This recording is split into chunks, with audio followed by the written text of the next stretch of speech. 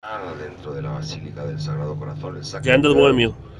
un templo espectacular en cuanto a su diseño neobizantino, que corona la ciudad de París. En su punto más alto está esa preciosa basílica. En su tiempo libre podrán entrar en el interior, aquellos de ustedes que sean devotos, podrán tener ahí un momentito de recogimiento y luego pues durante el tiempo libre pues pueden aprovechar para probar alguna de las deliciosas crepas que se venden en varios puntos del barrio.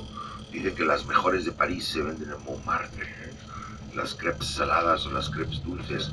O si alguno es friolento, porque no prueba una maravillosa sopa de cebolla, un plato humilde, comida de los pobres, se decía, ¿no? Porque es cebolla caramelizada a la que se le añade agua y sal, y un pedazo de pan duro. Eso es la sopa de cebolla, no tiene más.